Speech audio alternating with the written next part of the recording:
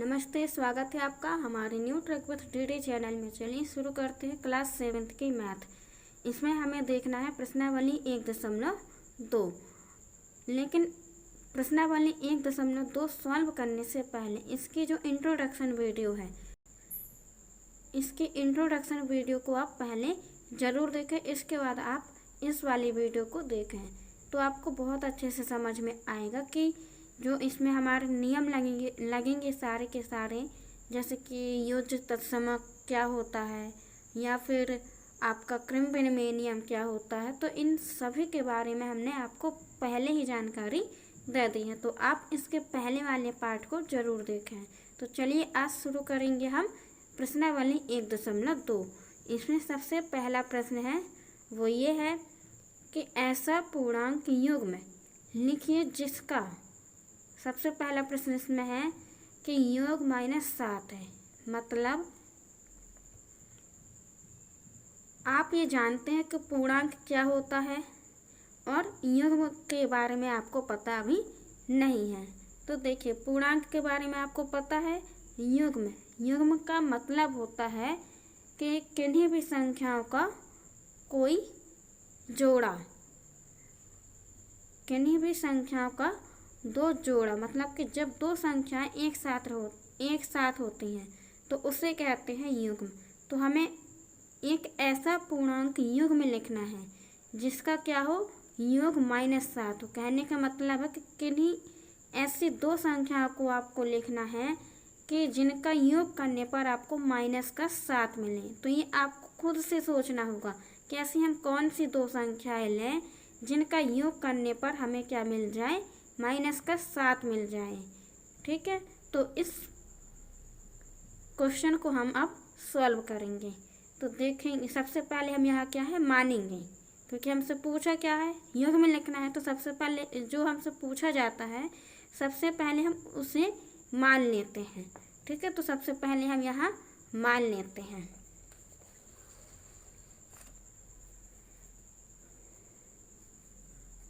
तो पहले का पहला प्रश्न जो है हमारा ए नंबर, इसमें हम सबसे पहले मानेंगे कि माना पूर्णांक युग्म, माना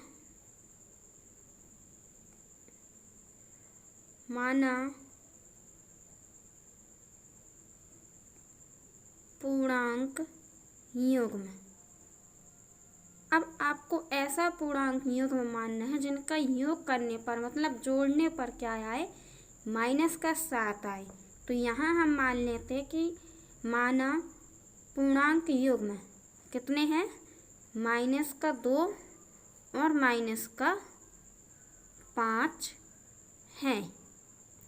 ये हमने मान लिया कि माना पूर्णांक युग्म क्या है हमारे, -2 और -7 है। अतः -2 प्लस -5 बराबर -2।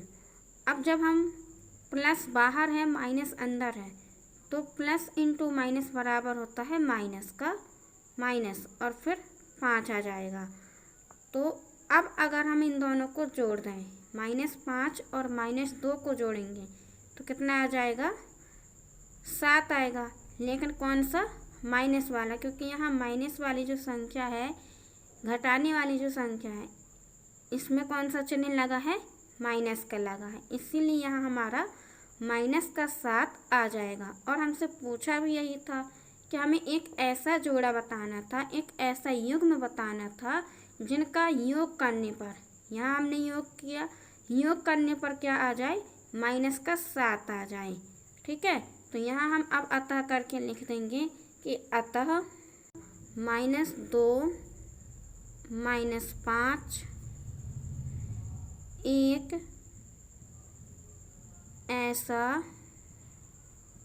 एक ऐसा युग्म है। इन लाइनों को आपको बहुत अच्छे से लिखना है, क्योंकि जब आप मैथ को स्टेप बाय स्टेप सॉल्व करते हो, क्रम से सॉल्व करते, तभी आपको पूरे नंबर मिलते हैं। इसीलिए आपको एक एक लाइन जो है इसकी वो बहुत अच्छे से अपने पेपर में भी इसी प्रकार से लिखनी है। तो अतः -2 - 5 एक ऐसा युग्म है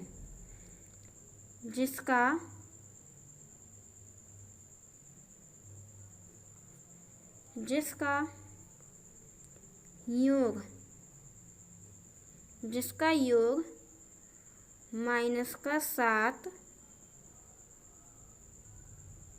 होगा।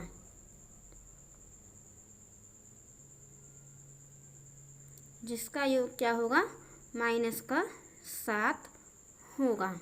तो ये हो गया हमारा सबसे पहले वाला क्वेश्चन जो है वो सॉल्व होता है। अब हम देखेंगे इसी का बी नंबर, अब हमें उसमें क्या पूछा है। तो देखिए यहाँ हमने ये पहला वाला जो क्वेश्चन है ये सॉल्व कर लिया है। अब हमें करना है इसी का सेकंड वाला। तो दूसरा क्या कह रहा है कि अंतर कितना आना चाहिए? -10 आना चाहिए। मतलब ऐसा पूर्णांक युग्म लिखिए, ऐसा जोड़ा लिखिए जिसका अंतर करने पर मतलब घटाने पर क्या आना चाहिए? -10 आना चाहिए। तो आपको ऐसी संख्या सोचनी है, खुद से ऐसी संख्या सोचनी है कि जिनका अंतर करने पर, जिन संख्याओं को घटाने पर क्या मिल जाए? हमें -10 मिल जाए। तो यहाँ हम सबसे पहले मान लेंगे, उन संख्याओं को हम मान लेते हैं कि कौन सी संख्या है जिनका अंतर करने पर हमारा -10 आएगा। तो यहाँ हम सबसे पहले लिखेंगे कि माना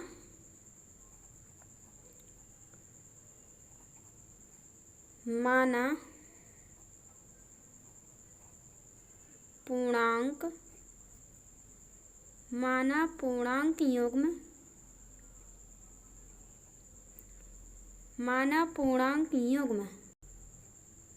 -11 -1 है। तो जब हमने यहाँ मान लिया कि माना पूर्णांक युग्म क्या है हमारे? -11 और -1 है। तो अब हमसे यहाँ पूछा था अंतर। तो अब हम यहाँ लिखेंगे अंतर बराबर, तो -11 अंतर करना है, इसीलिए तो हमने यहाँ लिखा -11, फिर अंतर करना है इसीलिए यहाँ बीच में माइनस का चिन्ह हम लगाएंगे।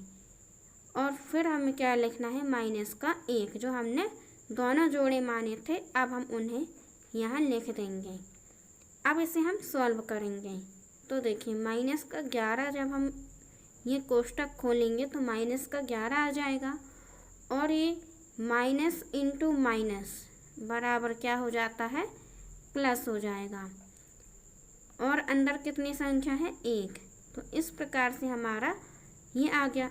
अब हम जब -11 में से 1 को घटा देंगे तो कितना मिल जाएगा हमें? -10 मिल जाएगा। और हमसे यही पूछा था कि ऐसी संख्याओं का युग्म बताइए जिनका अंतर करने पर क्या आ जाए? -10 आ जाए। तो हमारा वो युग्म कौन सा है?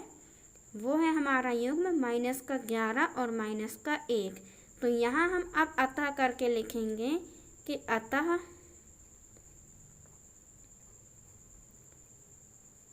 -11 -1 एक ऐसा युग्म है जिसका अंतर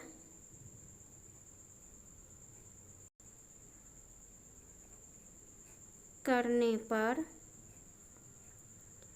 -10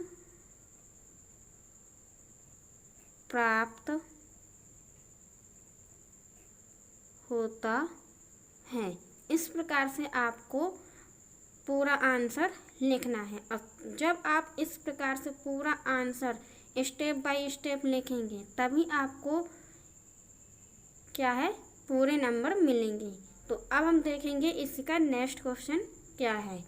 तो यहाँ से हम देखते हैं कि जो अभी हमारा ये पहले का ही तीसरा बचा है वो क्या है। तो देखिए अभी तक हमने किया कि योग क्या है, फिर दूसरे में हमसे पूछा था अंतर क्या है संख्याओं का, और अब पूछ रहा है कि योग करने पर हमें कितना मिल जाए, कितना मिल जाए, जीरो मिल जाए। क्या मिल जाए? जीरो मिल जाए। तो अब हम ऐसी संख्याओं को सोचेंगे कि जिनका योग करने पर, जिन्हें जोड़ने पर क्या मिल जाए, हमें जीरो मिल जाए। तो देखते हैं कि वो संख्या क्या होगी। और आप लोग भी सोचिए कि हम ऐसा कौन सा जोड़ा करें, ऐसी कौन सी संख्याओं को आपस में जोड़ें कि जोड़ने पर क्या मिल जाए, हमें जीरो प्राप्त हो जाए। तो यहाँ हम सबसे पहले लिखेंगे वही माना। तो यहाँ हमारा सी नंबर है और यहाँ हम लिखेंगे कि माना पूर्णांक युग्म, माना पूर्णांक युग्म, माना पूर्णांक युग्म 5 माइनस का 5 है। आप यहाँ खुद से कोई भी संख्या मान सकते हैं जिनका योग करने पर, क्योंकि हमसे योग पूछा है तो योग करने पर क्या मिल जाए, हमें जीरो मिल जाए। तो जैसे हमने अभी पहले इन क्वेश्चनों में देखा कि यहाँ हमने माइनस का 2 किया और माइनस का 5 किया तो हमें माइनस का 7 मिल गया। इसी प्रकार से आप खुद से भी कोई भी संख्या ऐसी सोच सकते हैं, ऐसी कोई भी संख्या लिख सकते हैं जिनका क्या करने पर जो हमारे पास ये शर्त दी गई है वो उस पर लागू हो। जैसे कि पहले प्रश्न में हमसे योग पूछा था तो यहाँ हमने क्या किया था, योग किया था। दूसरे में हमसे पूछा था यहाँ अंतर, तो हमने इन संख्याओं को मान लिया। आप कोई और भी संख्या मान सकते हैं। इसी प्रकार से अब हमारा यहाँ तीसरा वाला क्वेश्चन है। तो देखिए यहाँ हमने क्या माना, माना पूर्णांक युग्म 5 और माइनस का 5 है। तो योग, क्योंकि हमसे योग ही पूछा है तो यहाँ हम लिखेंगे योग बराबर 5 प्लस माइनस का 5। अब इसे हम सॉल्व करेंगे तो 5 का 5 प्लस इंटू माइनस बराबर माइनस का 5 जो अंदर है संख्या। अब इसके बाद जब 5 में से 5 जाएगा तो क्या आ जाएगा, जीरो आ जाएगा। तो अब हम यहाँ अतः करके फिर से लिखेंगे। तो अतः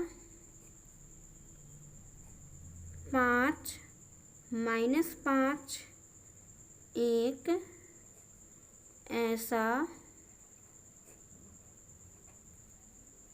ऐसा युग्म है, एक ऐसा युग्म है जिसका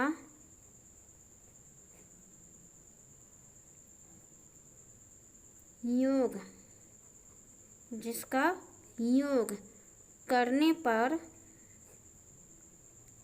जिसका योग करने पर जीरो प्राप्त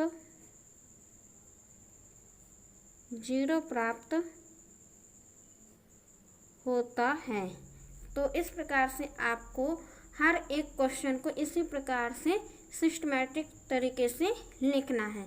तो ये होता है हमारा यहाँ सबसे पहला वाला क्वेश्चन सॉल्व। अब हम देखेंगे कि दूसरा वाला क्वेश्चन हमें क्या दिया गया है।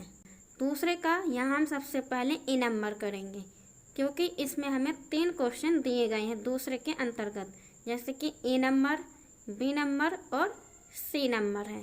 तो इसमें हम सबसे पहले ए नंबर को सॉल्व करेंगे। तो देखिए सबसे पहले क्वेश्चन है कि एक ऐसा ऋणात्मक पूर्णांक युग्म लिखिए जिसका अंतर कितना हो, 8 है। तो यहाँ क्या है, ऋणात्मक पूर्णांक। तो ऋणात्मक पूर्णांक का मतलब होता है कि ऐसी संख्या जिसके आगे क्या हो, माइनस का चिन्ह लगा हो, तो वो होता है ऋणात्मक पूर्णांक। और हमें ऋणात्मक पूर्णांक का जोड़ा लिखना है, क्योंकि हमसे युग्म बोला है तो हमें ऋणात्मक पूर्णांक जो है उसका जोड़ा लिखना है। और जिसका अंतर करने पर कितना आ जाए, 8 आ जाए। तो इस जैसे अभी हमने पहले भी क्वेश्चन सॉल्व किए हैं उसी प्रकार का है। तो अब हम देखते हैं इसे हम कैसे सॉल्व करेंगे। तो इसमें भी हमें जो सबसे पहले प्रश्न पूछा है उसी को हम मान कर लिख लेंगे। ठीक है, तो यहाँ हमसे ऋणात्मक पूर्णांक युग्म पूछा है तो इसी को हम लिख लेंगे कि माना ऋणात्मक पूर्णांक युग्म कितना होगा। ठीक है, तो यहाँ हम सबसे पहले माना से लिख लेते हैं। तो यहाँ लिखेंगे माना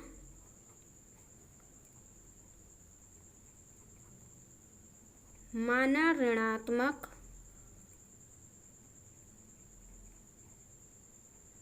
पूर्णांक युग्म। माना ऋणात्मक पूर्णांक युग्म कितना है, -12 और -20 है। तो यहाँ हमने एक पूर्णांक युग्म मान लिया, कौन सा, ऋणात्मक वाला, क्योंकि दोनों चिन्ह क्या है, हमें ऋणात्मक वाले लेने थे जिसमें माइनस का चिन्ह लगा हो। तो हमने एक ऐसा युग्म मान लिया, एक ऐसा जोड़ा मान लिया है जिसका अंतर करने पर हमें 8 मिल जाएगा। तो यहाँ हो गया हमारा माना ऋणात्मक पूर्णांक युग्म -12 और -20 है। अब इसके बाद यहाँ हम लिखेंगे अंतर जो हमसे पूछा था। तो अंतर बराबर क्या है, हम इन संख्याओं का अंतर लिखेंगे। तो -12 फिर से माइनस और -20। अब इसको हम सॉल्व करेंगे। तो जब हम इसे सॉल्व करेंगे तो देखिए -12 का -12 और यहाँ क्या हो जाएगा, माइनस इंटू माइनस बराबर प्लस हो जाएगा और 20 का 20। अब इसके बाद जब हम इन दोनों को घटाएंगे, 20 में से 12 को घटाएंगे तो वो आ जाएगा 8। और कौन सा 8 आएगा, प्लस वाला। क्यों आएगा, क्योंकि प्लस वाली संख्या क्या है, बड़ी है। तो यहाँ हम अतः करके अब लिखेंगे कि अतः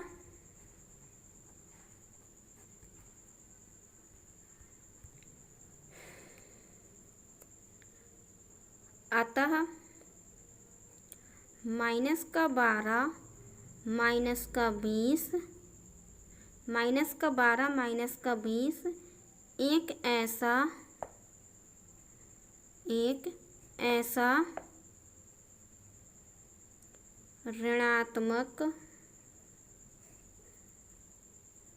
एक ऐसा ऋणात्मक पूर्णांक है। एक ऐसा ऋणात्मक पूर्णांक युग्म, ऋणात्मक पूर्णांक युग्म है जिनका या फिर जिसका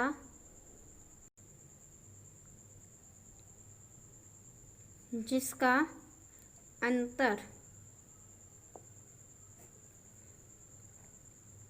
8 प्राप्त होता है। तो देखिए, अगर आपको ये लास्ट की जो लाइन है अगर इसे लिखने में कोई दिक्कत आ रही है तो उसके लिए हम बता दें आपको कि जो ये -12 और -20 ये तो हमने सबसे पहले मान लिया था तो वही लिख लिया है। फिर इसके बाद इसमें बोला था कि एक ऐसा ऋणात्मक पूर्णांक युग्म लिखिए। ये वाली लाइन हमें पूरे क्वेश्चन में दी गई है। ये देखिए, ये दी गई है, एक ऐसा ऋणात्मक पूर्णांक युग्म लिखिए। तो युग्म तक का हमने इसी लाइन से लिख दिया है पूरा देखकर कि एक ऐसा ऋणात्मक पूर्णांक युग्म है। ये संख्याएं ही एक ऐसा ऋणात्मक पूर्णांक युग्म है जिसका अंतर हमें कितना 8 प्राप्त होता है। बस केवल इतना लिखना है और आपका आंसर यहाँ सॉल्व हो जाता है। अब हम देखेंगे कि दूसरे का जो बी नंबर है वो क्या है। तो देखिए इसी का बी नंबर है कि एक ऋणात्मक पूर्णांक और एक धनात्मक पूर्णांक लिखिए। अब यहाँ हमसे क्या बोला है, एक ऋणात्मक पूर्णांक जिसकी आगे क्या लगा हो, माइनस का चिन्ह लगा हो, और एक धनात्मक पूर्णांक लिखना है, मतलब जिसके आगे क्या हो, प्लस लगा हो। तो प्लस वाली संख्या के आगे प्लस का चिन्ह तो लगा नहीं रहता है। तो एक ऋणात्मक पूर्णांक और एक धनात्मक पूर्णांक लिखिए जिनका योग कितना प्राप्त हो, हमें -5 प्राप्त हो जाए। तो अब हम यहाँ मान लेंगे कि हमारे पास वो ऋणात्मक पूर्णांक क्या है और धनात्मक पूर्णांक क्या है जिनका योग करने पर हमें -5 प्राप्त हो जाए। तो देखिए यहाँ हम सबसे पहले मान लेते हैं। तो यहाँ हमसे सबसे पहले ऋणात्मक पूर्णांक के लिए बोला था और फिर इसके बाद हमसे बोला था धनात्मक पूर्णांक। तो यहाँ हम लिखते हैं माना एक ऋणात्मक और एक धनात्मक पूर्णांक, माना एक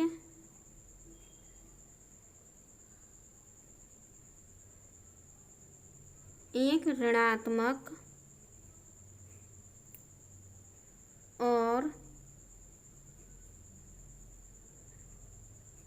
एक धनात्मक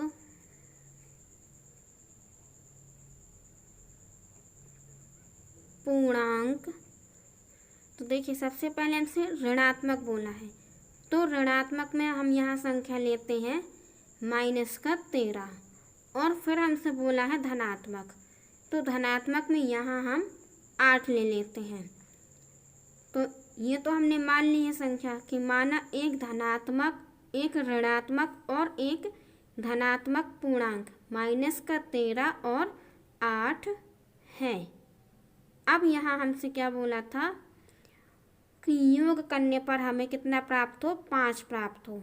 तो यहाँ हम लिखेंगे योग बराबर, अब जब हम इन संख्याओं का योग करें तो हमें -5 प्राप्त हो, तब तो ये पूर्णांक हमारे सही माने जाएंगे जो हमने माने हैं, नहीं तो ये वाले जो है पूर्णांक वो गलत माने जाएंगे। तो सबसे पहले हम देखते हैं इनका योग करने पर कि हमें -5 प्राप्त होता भी है कि नहीं होता है। तो देखिए क्या है, -13 प्लस और 8 प्लस क्यों किया, क्योंकि हमसे यहाँ योग पूछा था, तो इसीलिए यहाँ बीच में इन दोनों संख्याओं के बीच में प्लस का चिन्ह लगाया है। अब यहाँ जब हम -13 में से 8 को घटाएंगे तो कितना प्राप्त हो जाएगा, वो -5 प्राप्त हो जाएगा। इसका मतलब है कि जो हमने ये पूर्णांक माने हैं वो पूर्णांक हमारे एकदम सही है। तो अब हम यहाँ अतः करके लिखेंगे कि अतः -13 8 एक ऐसा ऋणात्मक और धनात्मक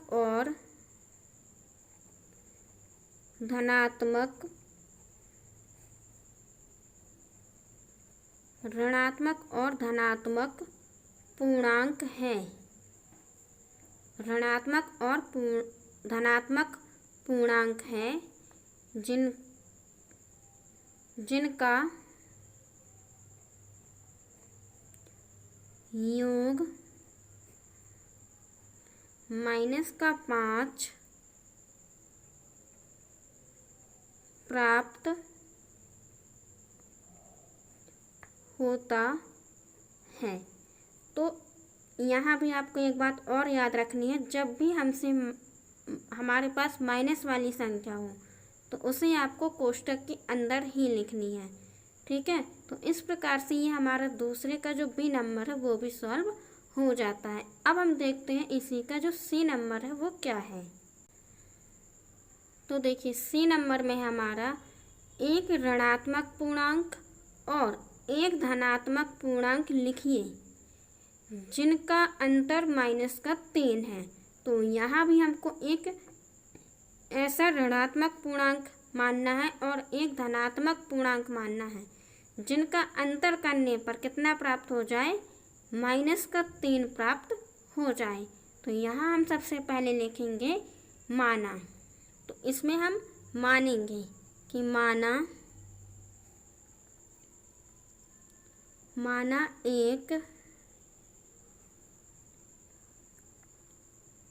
माना एक ऋणात्मक पूर्णांक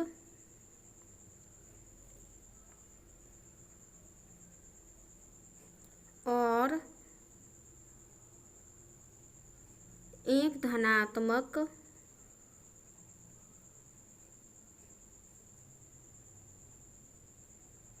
पूर्णांक। तो माना एक ऋणात्मक पूर्णांक और एक धनात्मक पूर्णांक कितना है, -1 और 2 है। यहाँ आप कोई भी पूर्णांक मान सकते हैं, ठीक है। जैसे हमने अभी पहले भी बताया था आपको कि जैसे यहाँ हमने -1 और 2 माना है, इसकी जगह आप कोई और पूर्णांक भी मान सकते हैं। तो यहाँ हमने माना है -1 और 2। तो अब हमें करना क्या था उसमें, तो हमें C नंबर में करना था अंतर। तो अंतर बराबर इन संख्याओं का करेंगे हम अंतर। तो -1 अंतर कितना, 2। तो -1 का -1 और यहाँ 2 माइनस का। तो यहाँ क्या हो जाएगा हमारा, जब हम इन दोनों को जोड़ेंगे तो वो हो जाएगा -3। और चिन्ह कौन सा आया है, बड़ी वाली संख्या का आया है, क्योंकि 1 और 2 इसमें बड़ी कौन है, अभी -2 है। तो इस वजह से माइनस वाला यहाँ चिन्ह आ गया है। तो अब हम यहाँ लिखेंगे अतः करके कि अतः -1 2 एक ऐसा ऋणात्मक और धनात्मक पूर्णांक है जिसका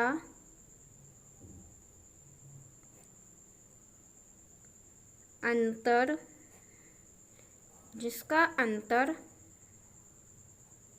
-3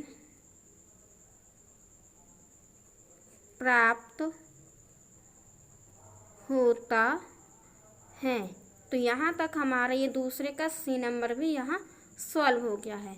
तो अब हम देखेंगे कि आगे जो हमारा तीसरा है वो क्या है। तो देखिए अब है हमारा तीसरा क्वेश्चन। तीसरा है किसी प्रश्नोत्तरी के 3 उत्तरोत्तर चक्करों में टीम ए द्वारा प्राप्त किए गए अंक -40 10 0 थे और टीम बी द्वारा प्राप्त किए गए अंक 10 0 -40 थे। किस टीम ने अधिक अंक प्राप्त किए? क्या हम कह सकते हैं कि पूर्णांकों को किसी भी क्रम में जोड़ा जा सकता है? तो देखिए यहाँ हमसे क्या क्वेश्चन क्या कह रहा है। सबसे पहले हम पूरे क्वेश्चन को समझेंगे और इसके बाद ही इसे हम सॉल्व करेंगे। तो इसमें क्या है, 2 टीम है, टीम ए है और टीम बी है। तो इसमें हमें 2 टीम दी गई है और उनके अंक भी दिए गए हैं कि किस टीम ने कितने अंक प्राप्त किए हैं। तो यहाँ टीम ए ने जो अंक प्राप्त किए हैं वो है -40 10 और 0 और बी द्वारा जो प्राप्त किए गए अंक है वो है हमारा 10 0 और -40। ठीक है, तो यहाँ 2 टीमों के हमें अंक दिए गए हैं। इसके बाद क्या पूछा है हमसे कि किस टीम ने अधिक अंक प्राप्त किए हैं। उसके बाद हमें क्या बताना है जो हमारे पास ये दिया गया है, इसी से हमें बताना है कि टीम ए ने अंक प्राप्त किए हैं या फिर टीम बी ने, किस टीम ने अधिक अंक प्राप्त किए हैं। ठीक है, इसके बाद हमें आगे बताना है कि क्या हम कह सकते हैं। अब जो हमारे पास ये लास्ट वाला पॉइंट है, इसके बारे में हम सबसे लास्ट में ही सॉल्व इसको करेंगे। क्या हम कह सकते हैं कि पूर्णांकों को किसी भी क्रम में जोड़ा जा सकता है। तो जब हम इन क्वेश्चन को सॉल्व करेंगे तभी हमें पता लगेगा कि क्या हम पूर्णांकों को किसी भी क्रम में जोड़ सकते हैं कि नहीं जोड़ सकते हैं। ठीक है, तो यहाँ तक आपको अभी समझ में आ गया होगा। तो हम सबसे पहले यहाँ लिख लेते हैं कि दिया क्या है हमारे पास।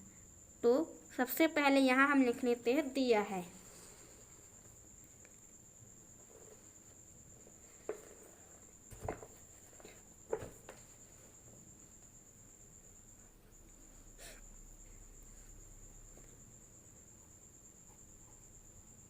तो यहाँ है हमारे पास दिया है, क्या दिया है, टीम ए द्वारा प्राप्त अंक, टीम ए द्वारा प्राप्त अंक। तो टीम ए ने जो अंक प्राप्त किए थे वो थे हमारे -40, 10 और 0। इसके बाद है टीम बी द्वारा प्राप्त अंक, टीम बी द्वारा प्राप्त अंक। तो टीम बी ने जो अंक प्राप्त किए थे वो थे हमारे पास 10, 0, -40। अब इसके बाद यहाँ हम लिखेंगे प्रश्नानुसार, जो हमसे प्रश्न पूछा था कि किस टीम के अधिक अंक है। तो प्रश्नानुसार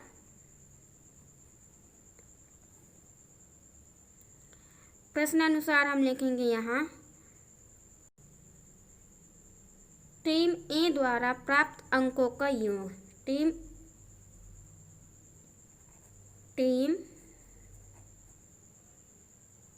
ए द्वारा प्राप्त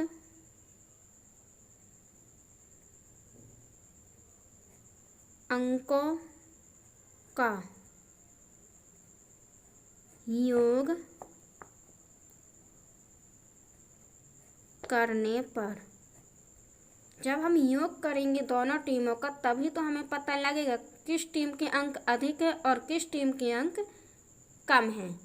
तो यहाँ हमने लिखा टीम ए द्वारा प्राप्त अंकों का योग करने पर।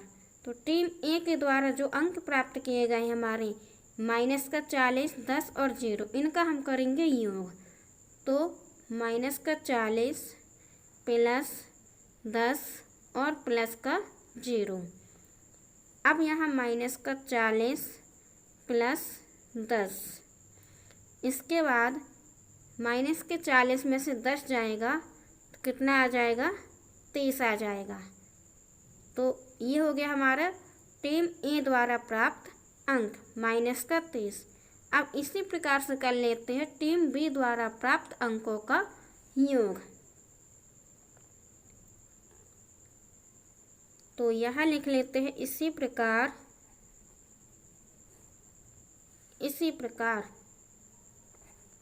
टीम बी द्वारा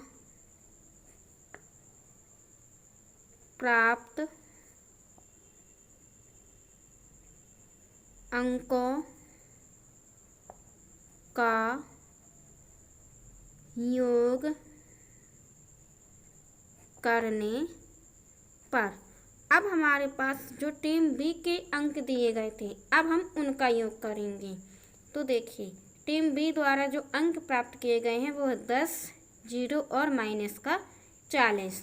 तो यहाँ हम करते हैं योग 10, 0 और -40। तो जब हम इसे सॉल्व करेंगे तो 10, 0 का तो कुछ नहीं होता है और इसके बाद -40। अब यहाँ हम फिर से -40 में से 10 को घटा देंगे तो वो आ जाएगा हमारा -23। बड़ी वाली संख्या का चिन्ह आता है इसमें। तो ये हो गया हमारा बी द्वारा प्राप्त अंक।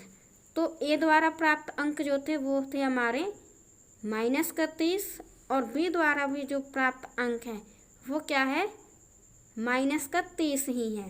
तो दोनों के अंक बराबर है, -30 -30। तो इस प्रकार से यहाँ हम कह सकते हैं अतः करके हम लिखेंगे। जो इसमें सबसे पहला वाला क्वेश्चन हमसे इसमें पूछा था, क्या पूछा था कि किस टीम ने अधिक अंक प्राप्त किए। तो यहाँ हम क्या लिख देंगे, इसकी जगह हम यहाँ लिख देंगे कि अतः दोनों टीमों ने बराबर अंक प्राप्त किए हैं। तो ये हो गया हमारा पहले वाले क्वेश्चन का आंसर कि दोनों टीमों ने क्या है, बराबर अंक प्राप्त किए हैं। ठीक है, क्योंकि उसमें हमसे पूछा था कि किस टीम ने अधिक अंक प्राप्त किए, तो हमारे तो दोनों टीमों के बराबर आए हैं। तो इसलिए हमने यहाँ लिख दिया कि दोनों टीमों ने बराबर अंक प्राप्त किए हैं।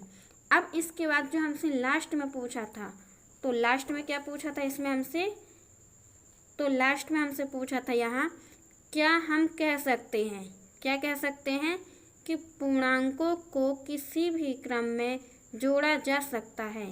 तो बिल्कुल यहाँ हम कह सकते हैं कि हाँ पूर्णांकों को किसी भी क्रम में जोड़ा जा सकता है। तो यहाँ हमने जोड़ा भी है कि देखिए यहाँ था -40, 10 और 0, इसका क्रम अलग है और इसका क्रम क्या है, अलग है। तो दोनों का क्रम अलग है, लेकिन क्या है, जोड़ने पर तो दोनों का बराबर आ रहा है। इसीलिए इसमें क्या है, हम यहाँ अतः करके एक लाइन और लिखेंगे अभी हम कि अतः हम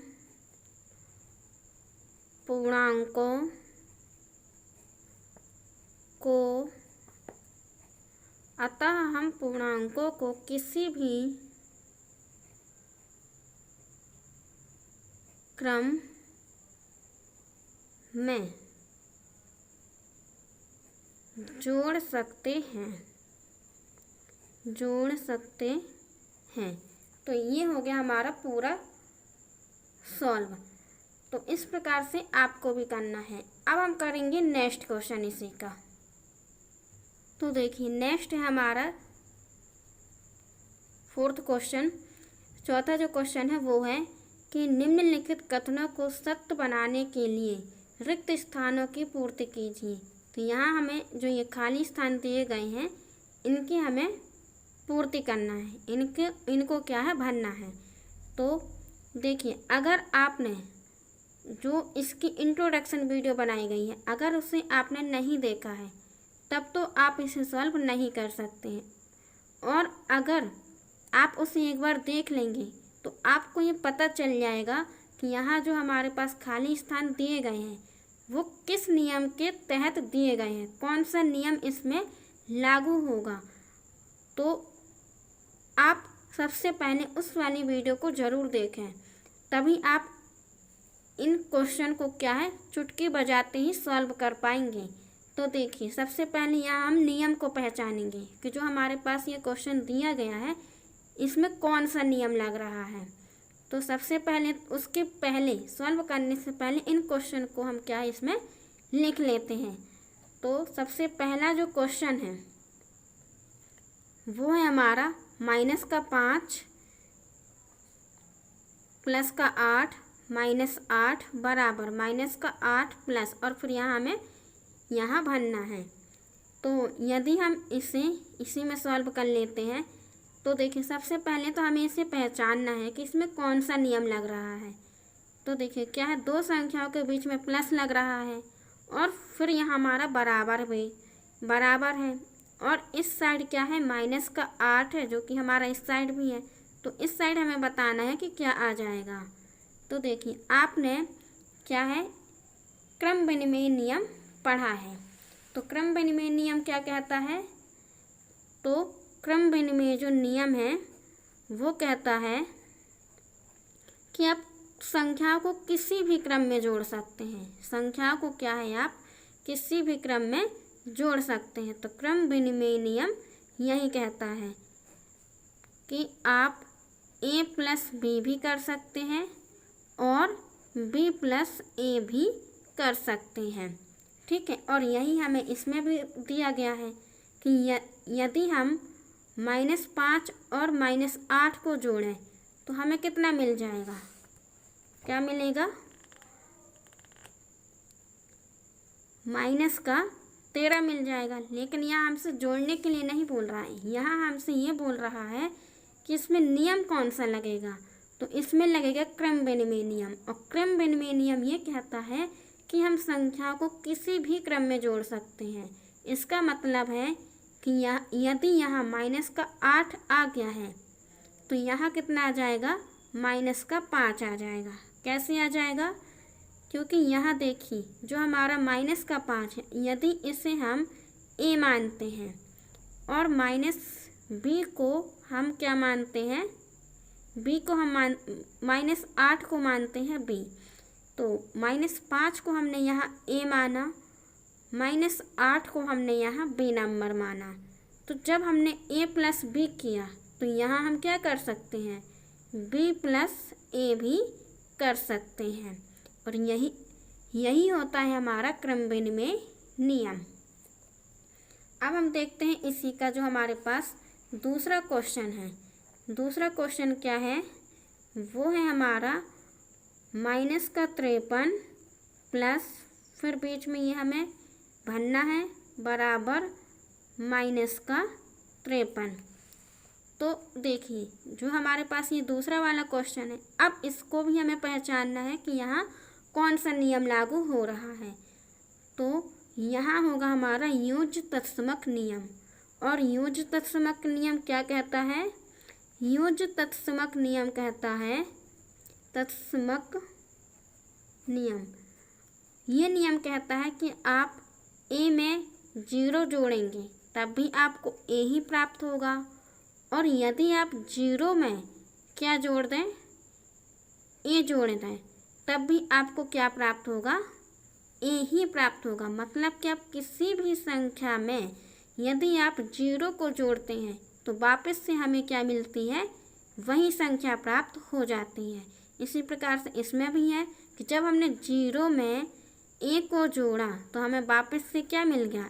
a ही मिल गया। इसी प्रकार यहाँ भी हम करेंगे कि -53 में यदि हम यहाँ 0 जोड़ दें तो हमें वापस से क्या मिल जाएगी?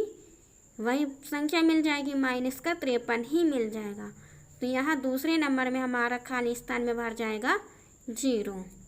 ठीक है, अब इसी प्रकार से हमारा नेक्स्ट क्वेश्चन है। नेक्स्ट क्या कहता है? नेक्स्ट है हमारा तीसरा क्वेश्चन है कि 17 प्लस, फिर यहाँ खाली स्थान बराबर 0। अब जो हमारा तीसरा वाला क्वेश्चन है, 17 प्लस, बीच में हमें क्या करना है? खाली स्थान ये भरना है, बराबर 0। अब हम ऐसी संख्याओं को जोड़ें। अब हम यहाँ एक ऐसी संख्या लेंगे जिसका योग करने पर हमें 0 प्राप्त हो जाए।